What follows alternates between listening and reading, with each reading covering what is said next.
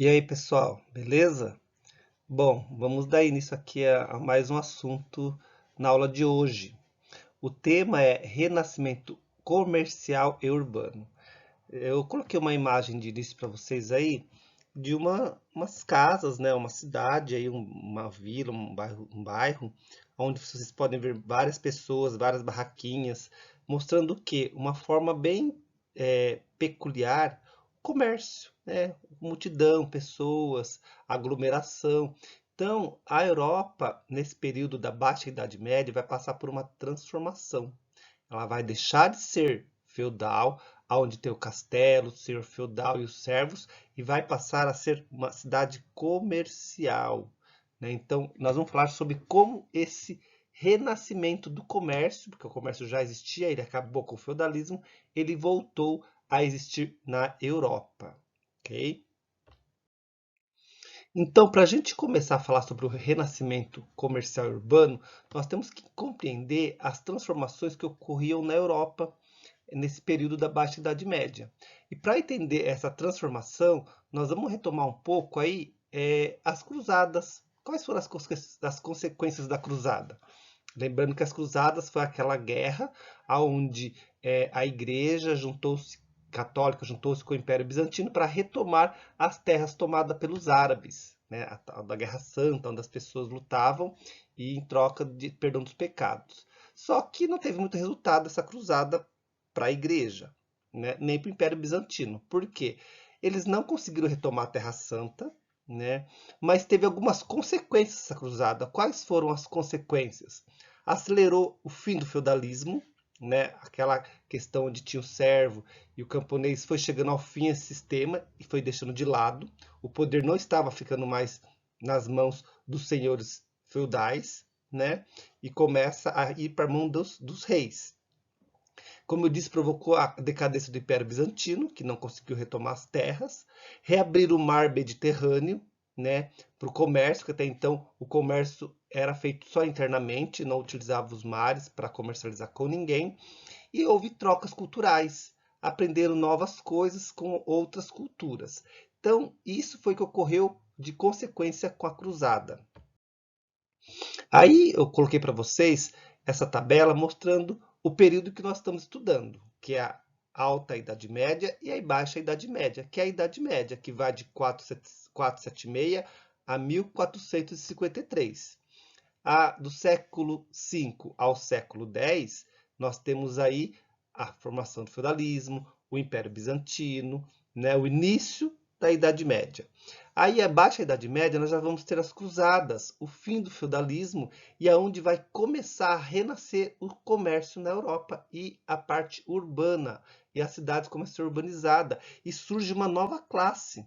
Essa classe que surge é a chamada de burguesia. Nós vamos aprender como que surgiu a classe burguesia, que hoje burguesia é sinônimo de quem é rico ou quem tem dinheiro e está numa boa situação. Mas esse termo surgiu lá na Baixa Idade Média. Então nós vamos saber o que é a palavra burguesia. Bom, para a gente começar a falar sobre essas mudanças na Europa, nós vamos perceber que nesse período da Baixa Idade Média, algumas coisas boas foram acontecendo, algumas inovações agrícolas. Que inovação agrícola? Porque antes o servo ele usava as mãos e uma enxada, uma pá para cavar. Com o advento das inovações agrícolas, novas ferramentas foram sendo criadas. Que ferramentas foram essas?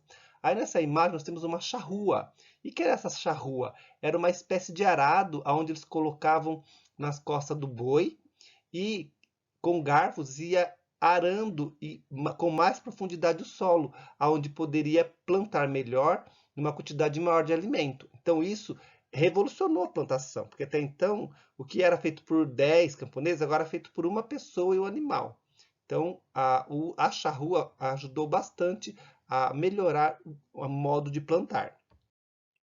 Outra forma que eles perceberam também foi de aproveitar melhor o solo. Como aproveitar melhor o solo? Eles faziam uma rotação na plantação. Isso, rotação na plantação. Eles intercalavam. Um ano eles plantavam trigo, no outro ano aveia, no outro ano não plantava nada.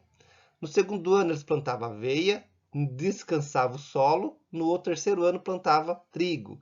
E assim sucessivamente. Um ano plantava um tipo de produto, no outro ano não plantava nada. No outro ano plantava outro produto e o solo não ficava desgastado. Puderam aproveitar melhor o solo para os cereais e para as leguminosas. Ok? Além disso, eles também começaram a criar outras maneiras de moer o grão. O que foi essas maneiras? Os moinhos. Usaram a força da água para fazer essas roldanas onde a água caía e esmagava os grãos. E também usava a força do vento para moer as engrenagens e com essas engrenagens, com as estacas, moendo os grãos. E esses grãos eram principalmente de cereais, que era para fazer a farinha, para confeccionar o pão, que o pão era o alimento essencial da época. Eles consumiam muito pão. Outras inovações tecnológicas também estavam na parte marítima. Eles aí criaram, né, inovaram o leme, né, que era um leme de madeira. Eles inovaram esse leme, deixaram um leme mais moderno. Também começaram a utilizar novos instrumentos. Olha lá que eles aprenderam com os árabes e trouxeram lá quando fizeram as cruzadas, o astrolábio. É esse equipamento que vocês estão observando aí, que era para usar e orientar os navegantes quando eles estivessem em alto mar e usavam as estrelas para se orientar. Esse equipamento chamava-se astrolábio. Com todas essas transformações, essas melhoras, gente, junto isso, o clima na Europa também estava melhor, estava mais quente e mais seco, o que permitiu melhorar a produção de leguminosas, da ervilha, da lentilha, do feijão, do grão de bico. E essa dieta era muito nutritiva e melhorou a vida da população, né? Os bois, as cabras e os carneiros também passaram a se alimentar melhor, crescer e a produção de carne e de lã aumentou muito. Com isso, as pessoas passam a deixar de ter medo da fome, porque a fome era o que as pessoas tinham mais medo, de morrer de fome. Então, com essa alimentação em abundância, carne, cereais, pão, né, lã para se aquecer do frio, com tudo isso, reduziu o índice de mortalidade, porque diminuiu as doenças. Com o quê? Aumentou a população, então cresceu muito a população, né? E essa população, ela começou a ajudar a expandir o comércio. Nessa imagem ao lado que vocês observam aí, nós vemos uma cidade ali, um comércio muito desorganizado, uma cidade suja, porque ela cresceu desordenadamente, não tinha esgoto, não tinha saneamento básico. As pessoas começaram a chegar na cidade, muita gente, então ficou uma coisa muito desorganizada. E é dessa forma que o comércio surgiu, nessa desorganização que foram criando novas formas de comercializar. Dessa forma, gente, renasce o comércio. Lembrando que lá na Alta Idade Média, o comércio era uma atividade secundária, gente. Eles não usavam muito comércio. Aí na imagem ao lado a gente vê um castelo representando aí o feudalismo, o castelo do senhor feudal. O que acontecia? Eles faziam poucos produtos e o que eles faziam era para consumo próprio e fazia tudo próximo ali. Então, o que eles produziam em excesso, eles acabavam trocando com pessoas que moravam na redondeza ali, né? O comércio a longa distância era um comércio bem limitado. Então, na época da Alta Idade Média, não tinha comércio. Era tudo muito restrito, tudo dentro das dependências do senhor feudal. Com o renascimento urbano, com esse aumento da produtividade e excesso de mercadorias e o aumento da população, o que acontece? A população parte buscar novas áreas para cultivar. Isso mesmo.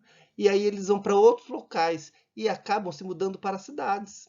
Porque as cidades se localizavam perto de rios e estradas que comerciantes passavam por ali para descansar, né, para se alimentar. E nesses locais começaram a fazer comércio, né? E as cidades, apesar de estar fora do castelo do senhor feudal, ela pertencia ao domínio do senhor feudal. Então, as pessoas que estavam nas cidades tinham que pagar algumas taxas para o senhor feudal. Eles estavam fora do castelo, mas eles estavam no domínio, então eles tinham que pagar taxas agrícolas.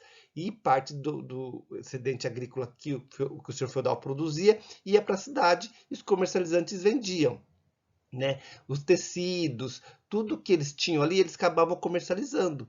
Então a cidade, ela surgiu fora dos domínios do senhor feudal, mas ainda pagavam taxas para o senhor feudal. Outro setor que ganhou impulso, pessoal, foi o setor da construção civil, né? Aproveitando essa mão de obra que vinha dos campos, muitas catedrais e muralhas foram construídas, assim como palácios e hospitais. A moeda ela passou a ser o principal meio de pagamento na compra de produtos e na venda e pagamento dos trabalhadores, porque até então eles utilizavam as trocas, que a gente chama de escambo, só que não estava mais dando conta de trocar tanto produto por uma quantidade de outro produto, eles começaram a usar a moeda. Né? Com isso, gente, começa a crescer o comércio nas cidades. Olha, embora o comércio tenha aparecido em cerca de 140 cidades no Novo Ocidente e cerca de 1.100 aí no mundo, ainda, gente, 85% da sociedade nesse período era de servidão e vivia no campo. Apenas 15% ainda era formado pelas novas cidades. Né? Mesmo com toda essa atividade aí comercial, a atividade rural era ainda muito grande. E a influência da nobreza e do clero na sociedade medieval também. Tá? Então é dessa forma que o comércio bem timidamente foi crescendo. Bom, pessoal, outro ponto também que foi importante nessas mudanças, nessas transformações na Europa, foi a questão do comércio terrestre e o comércio marítimo. O comércio terrestre era feito através das trocas. Essas trocas eram realizadas em feiras, em mercados temporários, onde eles se organizavam anualmente em algum local pré-estabelecido, reunia todos os comerciantes de várias regiões de toda a Europa e lá eles trocavam e vendiam vários produtos. Nessas feiras vinham produtos de outras regiões. Só que cada mercador, cada feirante tinha uma maneira de vender esse produto, uma forma de receber o dinheiro, um sistema de moeda. Então, eles começaram a usar as moedas, porque não estava mais sendo tão vantajoso levar produtos para ficar trocando uma pequena quantidade com uma grande quantidade. Então, e nem ficar carregando tantos produtos. A moeda veio para otimizar e para você poder ganhar mais tempo e vender mais coisas. Então, o uso da moeda começou a ser recorrente, cada feirante usando o seu sistema. Junto com isso, gente, começaram a surgir quem? Os negociantes. Quem eram esses negociantes? Eram as pessoas que avaliavam as trocas das moedas. Essas pessoas verificavam o valor das moedas, se competia com o valor de cada produto e faziam as trocas dessas moedas. Essas pessoas eram chamadas de cambistas. Outra coisa que aconteceu nesse período também das feiras foi a questão dos roubos. Como as feiras tinham muitos produtos, envolviam muitas moedas, elas acabavam sendo assaltadas em alguns lugares. Por isso, cada época era feita num lugar. O que aconteceu nesse período? Para evitar esses roubos, as pessoas começaram a utilizar cheque. Isso mesmo, começaram a utilizar talões onde escreviam os valores dos produtos e levavam para esses locais como garantia para receber depois, para evitar roubos. E também, como tinha as moedas, começaram a surgir os empréstimos, né? Começaram a emprestar essas moedas para outros feirantes comprar outros produtos e vender a outros valores. Esses empréstimos, logicamente, teriam que ser pagos, só que com um valor agregado a essa moeda, ou seja, um juro. Surge aí a cobrança de juros. Surge então a figura do banqueiro, aonde começa o sistema bancário que hoje nós conhecemos. Como eu havia dito para vocês, a expansão do comércio também foi feita através do mar, pelo mar Mediterrâneo, quando houve as cruzadas e aí a navegação pelos mares ficou liberada. Né? Nós vemos aí, através do mapa que vinham produtos lá da Ásia, como a seda, passando pelo Mar Negro, pelo mar Mediterrâneo, ia até Alexandria, ia lá para Constantinopla, para a África, para Veneza. Então, toda essa comercialização feita pelo mar ela cresceu muito, porque o Mediterrâneo ligava todos esses lugares. E dessa forma, o comércio foi se expandindo cada vez mais. Dessa forma, gente, surgiu uma classe, Essa classe que surge agora é chamada de burguesia. Como se formou a burguesia? Aos poucos, as feiras de mercadores tornaram-se permanentes e várias delas deram origem a cidades, que ajudaram a revitalizar aquelas que eram pouco habitadas. Okay? As cidades recebiam o nome de burgo, isso, chamavam burgos, e os moradores que moravam nas cidades eram os burgueses, que eram esses comerciantes. Durante a Alta Idade Média, nos feudos, a burguesia não existia como um grupo organizado, pois a vida era baseada na servidão. Então, esses burgueses eram as pessoas que viviam nos burgos, ou seja, burgo era cidade. Então, por isso a palavra burguês. E esse burgo que vivia na cidade, ele era uma espécie de comerciante. Essa classe ela foi se formando lá na Baixa Idade Média e sofreu grandes transformações, né? Algumas cidades se desenvolveram dentro do domínio dos feudos. E essas cidades tinham obrigações para com o senhor feudal. Essas cidades, esses burgos, tinham que pagar taxas, porque estava nas terras do senhor feudal. E isso vai dar uma confusão, porque os burgos, né, que são os burgueses, não vão querer pagar mais taxas para o senhor feudal, porque eles estão ganhando dinheiro, porque eles têm que pagar o senhor feudal. Isso vai dar confusão. Então, o que a burguesia faz? Para escapar dessas taxas aí, ela começa a reivindicar a independência e começa a fazer uma espécie de movimentos, algumas revoltas, que a gente chama de movimentos comunais. E eram alguns conflitos, algumas pequenas guerras. Depois de muitas disputas, os senhores feudais, né, para não perderem ali a questão do comércio, o domínio da cidade, ele começa a fazer um acordo por meio de algumas cartas. Essas cartas, chamadas cartas de franquias ou cartas comunais, eram acordos onde os comerciantes poderiam, né, comercializar e o senhor feudal ter parte do lucro ali, sem prejudicar um ou outro. Né? Esses documentos garantiam a liberdade das cidades e eles podiam comercializar com quem eles quisessem, mediante um pagamento de uma indenização através dessa carta para o senhor feudal. Né? Algumas cidades não pegaram nem armas, já fizeram direto as cartas. Outras cidades chegaram a ter conflitos. Então, os burgueses, através dessas cartas, eles prometiam a pagar impostos para o senhor feudal e, assim, poder ficar livre para comercializar. Mas o senhor feudal ainda recebia algumas taxas, né? E esses burgueses poderiam administrar a cidade.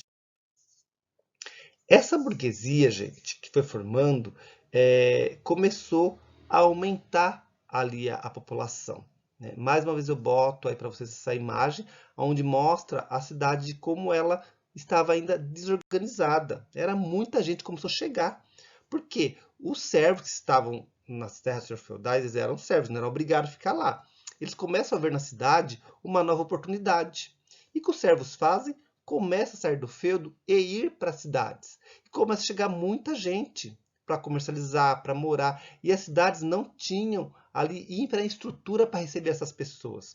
Como a gente vê na imagem aí, é uma imagem bem assim caótica, bem desorganizada. Muita gente, sujeira para o chão, pessoas vendendo, né, construções aí não tão bem acabadas. Então as cidades começaram a ficar muito grandes e cresceu demais. E vários problemas surgiram com isso. Falta de limpeza, esgoto, água. Então isso começou a causar problemas na formação dessa cidade inicialmente.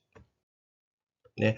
E nessas cidades, as pessoas começaram a se especializar. Isso, começaram a se especializar em ser sapateiro, em trabalhar como ferreiro e produzir produtos para poder vender. Essas pessoas que começaram a se especializar, começaram a se juntar. Os sapateiros, os ferreiros começaram a se juntar, né, e fazer pequenas organizações. Essas pequenas organizações que controlavam ali, né, o que produzia e como era vendido o produto, eram chamadas de corporações de ofício. Isso, elas davam os preços dos produtos. Eles que produziam, se juntavam, faziam tipo uma associação e decidia quanto que ia pagar, quanto que ia vender por aquele produto. Os donos das oficinas que estavam lá à frente da produção eram chamados de mestres de ofícios. Eles que eram os proprietários e eles que produziam, então eles eram mestre. E tinham aqueles que trabalhavam para esses mestres de ofícios, que eram os oficiais. Eles trabalhavam em troca de um pagamento e ali ajudavam esse mestre oficial a produzir um certo tipo de produto. Esses trabalhadores, eles eram contratados por jornada, ou seja, por dia. Eram chamados de jornaleiros. Trabalhava 8 horas, recebia um valor, né? Tinha também muitos aprendizes. Esses aprendizes eram jovens de 10 a 12 anos. Eles aprendiam o ofício de mestre para ser futuramente um oficial, né? Eles recebiam o que em troca? Por enquanto, por ser aprendizes, aí na média de 10, 12 anos, eles recebiam apenas comida e moradia em troca do aprendizado e trabalho, e ali eles conseguiam ali sobreviver. Então, pessoal, com essa mudança aí, com essa transformação na Europa, com o aumento da população, né, o aumento da urbanização da cidade, né, o crescimento do comércio, outra coisa teve que crescer junto, teve que ali acompanhar junto. O que foi essa outra coisa? A questão do ensino. Até então, não era necessário você saber ler, escrever para plantar e para colher. Agora não, você precisa fazer conta, você precisa escrever uma carta, você precisa ler o valor de um produto que você está recebendo na sua loja, ali no seu estabelecimento. E para isso precisa do quê? De conhecimento. Que até então a igreja detinha todo esse conhecimento, que agora começa a se abrir as portas para esse conhecimento. Surgiu o que então nesse período? As universidades. Isso. Então, por volta de 14 anos, as pessoas ingressavam na universidade. Ali, após 6 anos de estudo de gramática, retórica, língua portuguesa, ali, ela ficava esse período e depois ela optava por 3 carreiras: direito, medicina e teologia, né? Isso dava por mais 15 anos. Então, a universidade ela cresceu nesse período e surgiu aí a forma de estudo, né? A universidade. E junto com ela veio algumas ideias, né? Para mudar e para ajudar as pessoas a aprenderem melhor. Que veio ideias da onde? Da Grécia, através dos filósofos, né? Veio de outras regiões, como os lados muçulmanos. Então, muitos conhecimentos começaram a se juntar nesse lugar chamado universidade, e ali as pessoas começaram a aprender. E tudo eles faziam baseado no quê? Como a universidade, a igreja que criou, era baseado na fé. Então, todo o conhecimento ali era baseado na fé. Se o homem é inteligente, se o homem aprende, é porque Deus permitiu que ele aprendesse. Isso era chamado de escolástica, onde usavam a fé para explicar o conhecimento. Ok? Bom, pessoal, por hoje é só, né? Se vocês tiverem alguma dúvida, lembrem que vocês podem me perguntar lá através do Aulep, ou então pode me procurar através das redes sociais e a gente vai conversando, tá ok? Até mais, pessoal. Tchau!